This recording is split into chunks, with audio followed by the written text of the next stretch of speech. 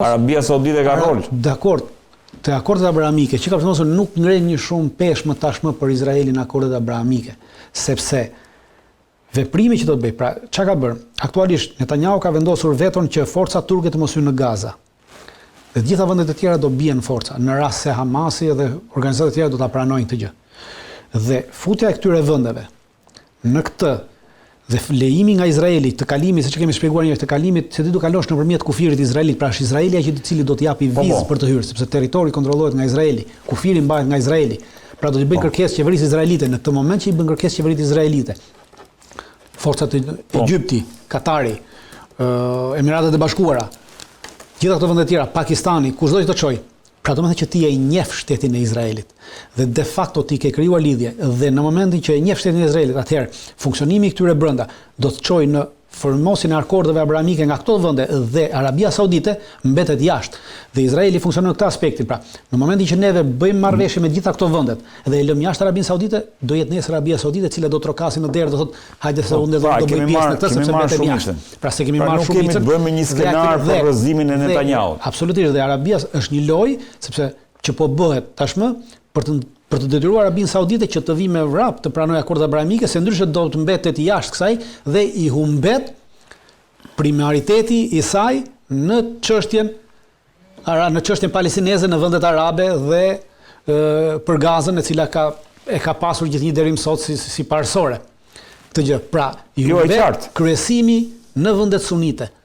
Dhe për këtë arsye, çfarë po bën? Për këtë arsye tashmë po lozin Netanyahu duke lënë jashtë turqit, pra ka vendosur vetë që turqit mos të hyjnë. Por ama nesër në një moment të bukur kur të shohin që Arabia Saudite vazhdon një qendrim, atëherë ata do deklarohen, te këtu do jemi, do deklarohen që qeveria izraelite është duke e parë mundësinë për futjen e turqëve në Gaza. Dhe në këtë moment do kemi një ndryshim të qendrimit nga ana e vendeve arabe, nga ana e Arabisë Saudite, sepse këto nuk janë vende që qëndrojnë në bazë të parimit islam.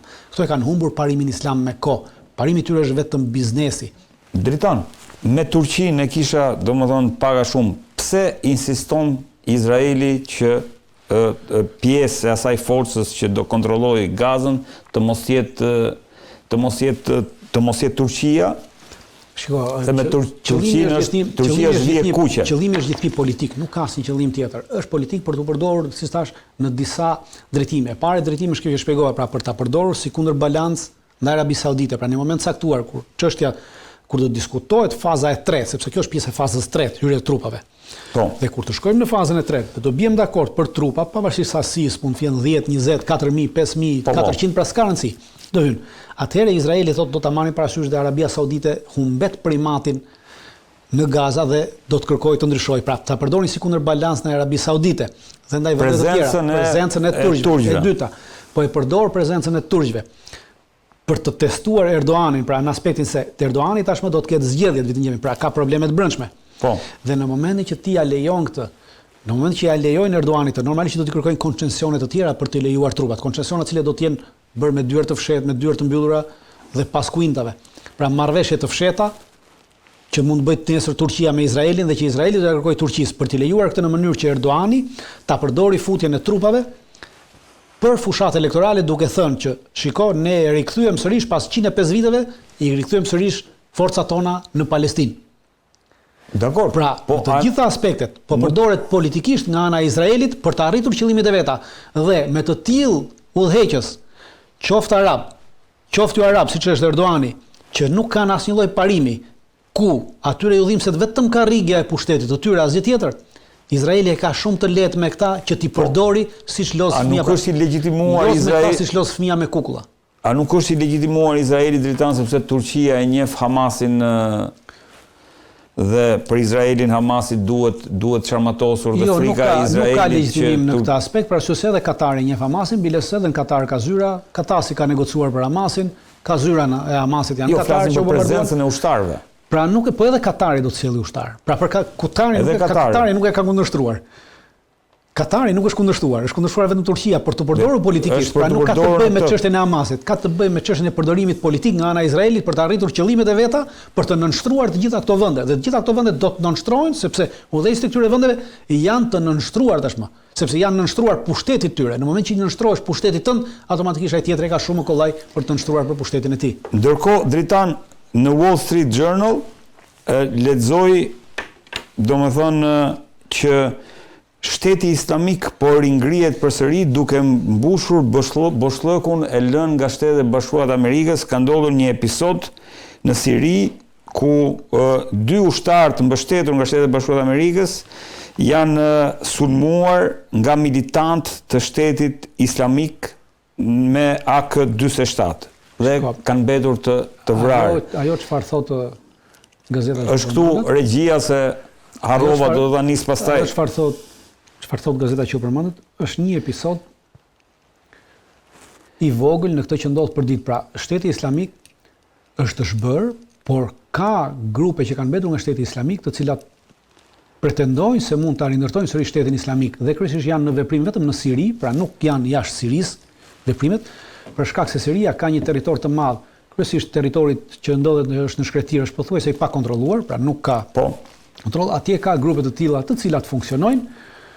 Dhe ky nuk është incident i vetëm, pothuajse çdo javë ka pasur një incident, nuk e di arsyen pse gazeta ka zgjedhur. Jo, po kjo është fakti që e zgjedh Wall Street Journal këtë incident, nuk e di arsyen, por mund të ai thot po rimbush, domethënë pretendon që SBA-t po largohen nga territori dhe po rimbushet nga Shteti i ISIS. Kjo është Wall Street Journal. SBA-t nuk janë duke u larguar nga territori, realiteti është që nuk janë larguar nga territori. Biles para 2 javësh Shtetet e Bashkuara të Amerikës kanë bërë edhe ndrimin e trupave që kanë qenë në Siri, pra është bërë ndrimi i trupave, forcave, ka sjell disa mjete vazhdojnë të mbeten atje. Vazhdojnë të mbeten atje, nuk janë larguar, pra nuk kemi asnjë deklaratë për largim dhe as tentativë për largim të forcave amerikane nga territori.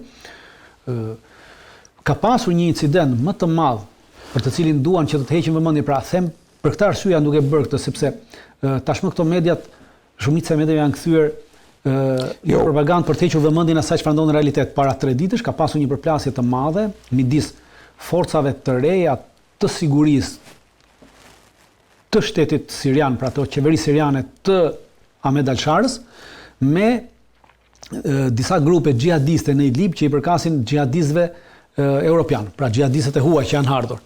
Dhe përplasja ka qenë në Idlib, ka pasur 2 ditë për leshje me armë.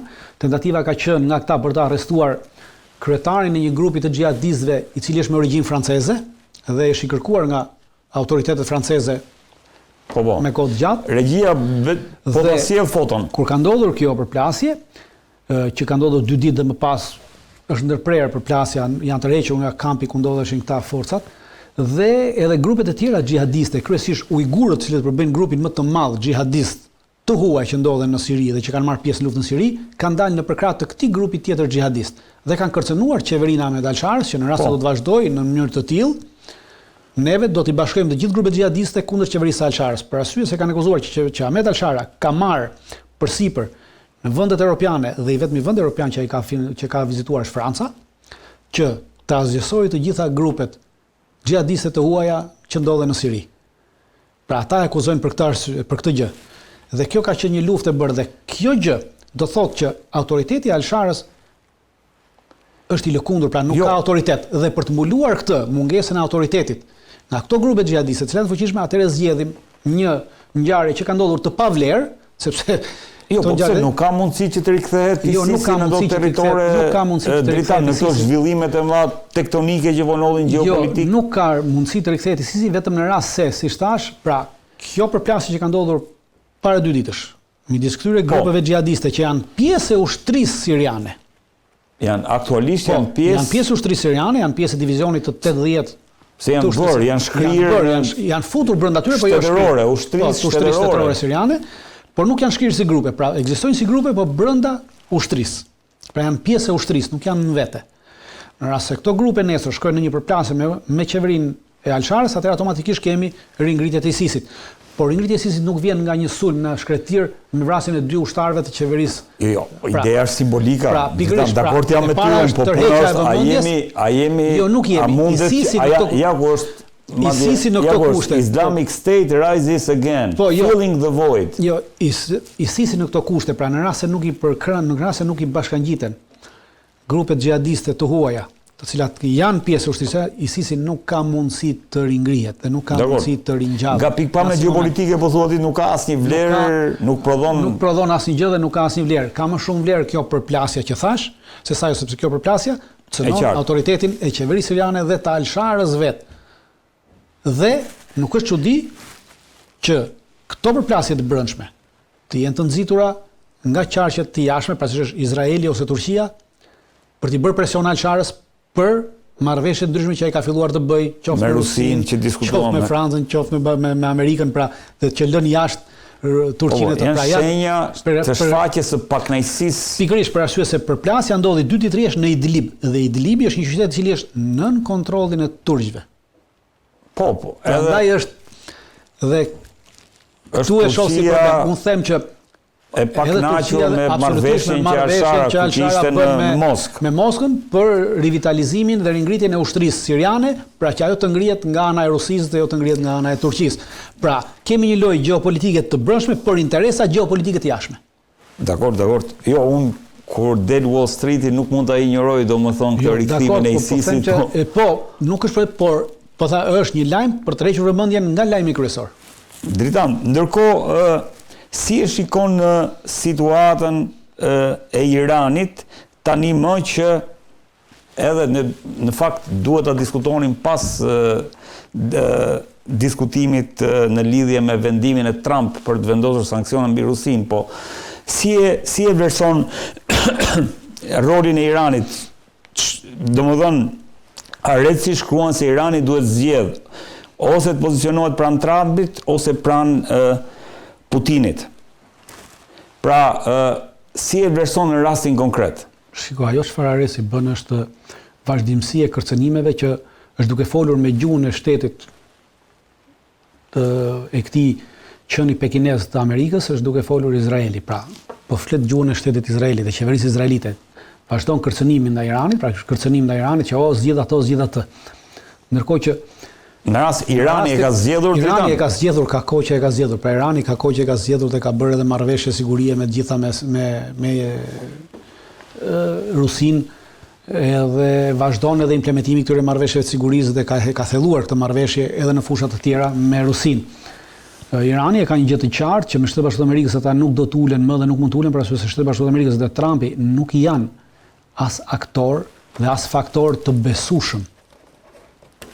Pra nuk kanë më besueshmëri në lindjen e mesme Shtetet Bashkuara të Amerikës. Qoftë me atë që ndodhi me Iranin, pra që në bisedimet edhe, qoftë me atë që ndodhi me Katarin. Ajo që ndodhi me Katarin i vërtetoi Iranit edhe më tepër, pra në rast se kishte zëra brenda Iranit deri në atë moment që mendonin se okay, mund të riulemi sërish me Shtetet Bashkuara të Amerikës tavolinë, me atë që Izraeli bëri ndaj Katarit, i cili është totalisht një vasal i Shtetet Bashkuara të Amerikës dhe i mbrojtur nga Shtetet Bashkuara të Amerikës, kur Katar ndodhet baza më e madhe amerikane në lindjen e mesme, baza e Lodetës.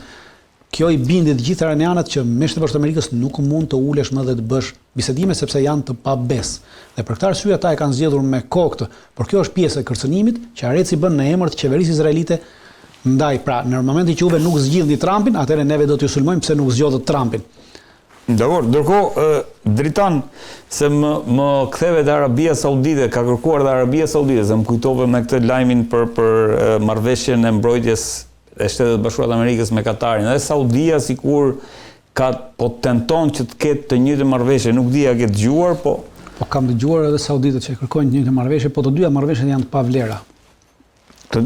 Absolutisht të dyja marrëveshjet nëse arrihet, siç është ajo e Katarit dhe tjetër është e pavlerë, për arsye se në rast se është një marrëveshje e pavlerë, për aspektin se Katari nuk hyn në luftë me Iranin, sepse nuk ka kapacitet të bëjë luftë me Iranin. Pra, në rast se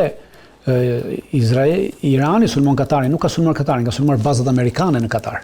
E qartë, por qëllimi i kësaj marrëveshje është që për ta futur Katarin në këtë lojë, pra në aspektin që nesër Shtetet Bashkuara të Amerikës duke qenë se po të mos jetë kjo marrëveshje, pra në moment që Shtetet Bashkuara të Amerikës e sulmojnë Iranin së bashku me Izraelin, Izraeli do t'i kundërpërgjigjet këtyre bazave. Dhe në moment që kundërpërgjigjesh këtyre bazave, atëherë çfarë do thotë? Neve kemi një marrëveshje të përbashkët të mbrojtje. Pra në këtë moment ti nuk je më aleati, ti nuk mund të luash më asnjansin. Ti je aleati imi në luftë kundër Iranit. Pra për t'i futur vendet arabe në luftë kundër Iranit. Pra sërish kolonialistët perëndimor vazhdojnë me idenë e përçasjes së ndodh. Pra t'i fusim sunitët në luftë me shiitët.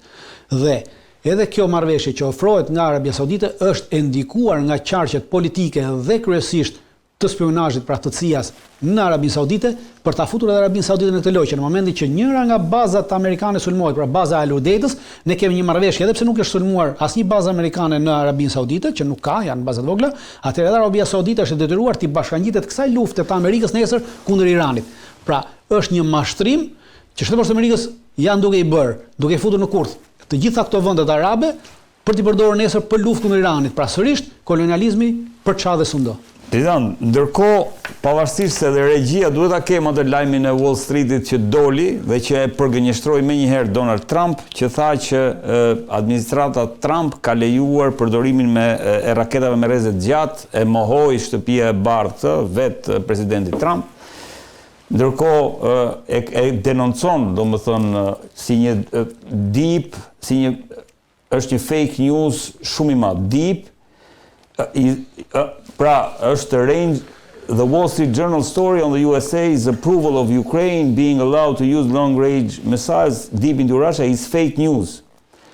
Kështu që kjo, përsa i përket asaj që do të lejoheshe, po ndërkohë mbeti në fuqi Dritan lajmi i Scott Bessent që parajmëronte se do shpallen, le të themi, nga Shtetet Bashkuara të Amerikës të dy kompanit kryesore të naftës ruse do shpalleshin, si ta them, non grata për ata që na kuptojnë. Shikoj, para kjo që po shihni në ekran, pra kjo deklaratë e Trumpit, ka dy gjëra të vërteta. E para, nuk ka aprovim për përdorim të raketa me rrezet gjatë veprimi, për arsye se Shtetet Bashkuara të Amerikës nuk i kanë dhënë tashmë raketa me rrezet gjatë veprimi. Pra në momentin që ja jep raketën, i jep edhe miratimin për përdorim. E tha Trumpi vetë. Duke qenë se si kanë dhënë raketë, ne si kemi dhënë, tha, dhe po t'i japin duhet një vit që ta mësojnë ata që ta përdorin, do duhet jemi në. Nuk bëhet vetëm për llaf për Tomahawkun. Kurse Ukraina ka kërkuar rakete me rrezet gjatë përdorimi nga vendet e tjera të Bashkimit Evropian. Po. Pra antarët NATO-s. Dhe kjo kërkesë ka të bëjë me Anglinë, direkt, pasi Anglia posedon disa raketa Tomahawk. Ka Anglia raketa Tomahawk. Anglia ka disa raketa Tomahawk dhe kërkesa që i bëhet direkt, pra pas specifikuar Anglinë, ju bëhet vendeve të Bashkimit Evropian, koalicionit dhe drejtuar koalicionit të vullnetshme. Po. Pra është për këtë arsye që të marrë këto raketa angleze për të përdorur dhe për të shtuar edhe raketat e tjera angleze Storm Shadow. Storm Shadow është përdorur dje, një raketë Storm Shadow nga ukrainasit, dhe edhe kjo raketë që është përdorur, pra është përdorur me personel britanik, për arsye se nuk mund përdoret në personel është përdorur me personel britanik. Të gjitha raketat Scalp. Pra këtë e ka kërkuar në samitin e BE-s, Dritan, se po e ka kërkuar në samitin e BE-s. Raketa Tomahawk që i posedon Britania. Për këtë bëhet fjalë. Për këtë bëhet fjalë. Prandaj dhe Trumpi thot në fund që ne nuk kemi të bëjmë fare me ato raketa, kushdo që mund t'i japë dhe nga vinë ato. Ose se si mund t'i përdori Ukraina. Pra, kjo është ajo Trumpi që Tomahawk të Anglisë, pra ja ka dhënë Anglia, ne s'kemi të bëjmë me to. Pra ky është sqarimi që bën. Ky është mashtrimi, nuk është sqarimi, sepse ndërkohë Tomahawkët janë amerikane, pra janë raketa amerikane të dhënë Anglisë. Dhe ti për të dhënë një mjet ushtarak, çdo lloj pajisje ushtarake, për t'ia dhënë një të tretit, të duhet miratimi i vendit që ta ka dhënë atë në fillim fare. Kjo është procedura. Pra kjo është procedura. Pra Trumpi në këtë arsye, në këtë moment, në këtë fjalën e fundit, është duke i dhënë leje Anglisë që ju bëni çfarë doni mund t'ia jepni, pra kjo është leja që jepet Anglisë për t'ia kaluar ato Ukrainës. Po, e qartë. Sepse kur thotë nuk kemi të bëjmë asnjë nga do që vinë ato. Pra raketat Tomahawk prodhon vetëm Amerika, nuk prodhon asnjë vend tjetër. Pra unë ti kam dhënë ty. E qartë. Ti ke lejen time të japësh kujt të duash. Kupton? Dhe ti përdori ai si do. Në një farë mënyrë dhe ti po e jep lejen. Dhe ai ti përdori si të doj. Pra ti po i jep lejen. Prandaj gjithë kjo që është një mashtrim, ndërkohë që ti po ja jep lejen. Nuk po jep leje për përdorimin me rrezet gjatë, sepse po jep ti nga raketat e tua. Por këto janë sërish raketat e tua që ti ja ke dhënë një vendi tjetër aleatit tënd dhe ai aleati ja jep një të treti.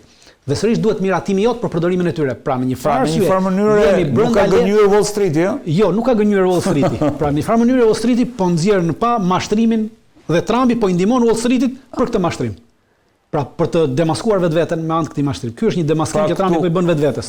Ndërkohë, Dritan, nëse ka ndodhur kjo, ka ndodhur dhe thash ajo shpallja non grata apo nga Medvedevi është cilësuar shpallje lufte ky vendimi i Shtetet Bashkuara të Amerikës për të goditur dy kompanitë. Vendimi për të goditur Lukoilin dhe Rosnefin janë dy vendime të futura në listën e po pse ka gjë rëndësishëm? Pse me kaq? Sepse janë futur në listën SDI. Është një listë e veçantë, kjo lista SDI, e cila ka të bëjë që ti nuk sanksionon vetëm kompaninë, por sanksionon edhe nën kompanitë e tjera që funksionojnë me të. Pra sanksionon edhe të dytët, palët e dyta. Pra, kjo listë ka të bëjë në momentin që ti më sanksionon mua, pra vetëm mua jemi dakord. Ndërsa kompanitë e tjera që mbërën me mua nuk i ke sanksionuar dhe unë e shes naftën nëpërmjet këtyre tjerave. Kurse kjo listë e veçantë, ky lloj sanksioni është që ti fut edhe të gjitha kompanitë e tjera që punojnë. Dhe problemi më i madh është ka lindur me Gjermaninë. Për arsye se Rosnefi ka në Gjermani dy kompani të cilat përpunojnë naftën e Rosnefit dhe janë pjesëtarë të Rosnefit, pra kanë edhe përqindje në kompaninë Rosneft. Dhe edhe këto dy kompani sipas kësaj, sipas këtij vendimi i Shtetit Bashkuar të Amerikës, hynë direkt në sanksione dhe për këtë arsye ka dalë dje Merci dhe ka thënë që për dy kompanitë që janë nën kompani të Rosnefit, kompanitë gjermane, do të hyjmë në bisedime me Shtetet Bashkuara të Amerikës që të hiqen nga sanksionet. Tondi, sepse në rast se këto ju hiqen, automatikisht kemi një rënje, pra në rast se kjo bie, këto se nuk marrin dot më naftë, siç po merrnin nga Rusia, automatikisht mbyllen shumë fabrika dhe uzina të tjera. Pra, te Gjermania vazhdon të marrë naftë nga po, vazhdon të naftë të papërpunuar dhe e përpunon vetë. Janë dy kompani që e përpunojnë në Gjermani dhe e marrin nga Rosnefi, sepse janë kompani të cilat kanë përqindje në Rosnefin, në disa pika ku nxirret nafta në Rusi nga Rosnefi. Dhe prandaj problemi më të madh ka shkaktuar për të dytët dhe jo për të parat. Po ndërkohë edhe India, Kina India dhe Kina vazhdojnë, pra Kina deklaroi që do të vazhdojë, pra nuk do ndryshojë, edhe India nuk është deklaruar, po vazhdojnë të marrin për arsye se njëra nga kompanitë indiane që është nën sanksione të njëjta, është një kompani indiane, ja harrova emrin, të më falni, kërkoj falje, që kam harruar emrin, është një kompani indiane e cila ka bashkëpunim me Lukoilin, pra jo me Rosnefin, me Lukoilin, Lukoili ka bashkëpunim me Lukoilin dhe është edhe një kompani tjetër indiane e cila 50% të kompanisë indiane i posedon Rosnefi. Dhe ajo kompani është vënë në sanksione vitin që shkoi. Pra është një kompani nën sanksione dhe ka vazhduar të bëjë, pra nuk e ndërpret ajo këtë sepse është aktualisht nën sanksione për këtë punë dhe ka vazhduar të marrë. Prandaj nuk është se ndikon qamet te këto. Të dyja këto kompanija, të cilat indiane, të cilat vazhdojnë të marrin, kanë aksione dhe përqindje te kompanitë ruse dhe kompanitë ruse po ashtu kanë aksione dhe përqindje te kompanitë indiane. Pra bashkëpunimi i tyre në çdo moment që është vënë sanksioni kap edhe ato, por ato kanë vazhduar bashkëpunimin në mënyrë të pandërprer. Dhe unë besoj që do ta vazhdojnë, nuk ka përndryshuar gjë. Biles Trump tha do ta shikojmë pas 6 muajve sa do ndryshojë. Unë nuk besoj që do ndryshojë gjë, për arsye se tashmë indianët kanë filluar edhe paguajnë me yuan. Pra problemi i sanksioneve është që ti nuk mund të qarkullosh parat. Yuan çfarë është? Yuani është paraja, është leku kinez. Dhe çfarë kanë bërë tashmë? Ti po dedollarizohet tregu. Pra tregu i energjisë në botë po dedollarizohet. Të gjitha vendet që po blenë energji elektrike nga energji të ndryshme, pra karburant, gaze, gjithë ato që blen nga Rusia, po e paguajnë atë me yuan. Pra aktualisht është bërë si një monedhë e vetë me yuanin me cilën paguhet, me yuanin kinez. Dhe Kina ka ndërtuar një sistem të veçantë SWIFT-i, e ka ndërtuar që para 10 viteve, por ka hyrë në funksion në këto 3 vitet e fundit, me shumicë madhe, është një SWIFT më efektiv, më i shpejtë, më reliables për të gjitha pagesat dhe funksionon për gjitha vendet e tjera. Pra këtu jemi te ndarja e biznesit. Tha do ketë më shumë efekt. Absolutisht do ketë më shumë efekt. Është dedollarizim. Absolutisht do ketë më shumë efekt në aspektin tjetër, sepse tashmë jemi në atë botën bipolare. Më përpara nuk kemi pasur botë bipolare, se gjithçka pavarësisht e quanin botë bipolare sepse ishte ndarë për shkak të ideologjisë. Por ama biznesi bëhej me dollarin gjithë botën. Pra biznesi kontrollon dhe Shtetet Bashkuara të Amerikës dhe ka qenë unipolare bota. Tashmë bota po shkon drejt dipolarizimit, sepse gjysmën e botës nuk e kontrollojnë më amerikanët, pra po dedollarizohet gjysma tjetër. Nuk po e përdor më dollarin për pagesë.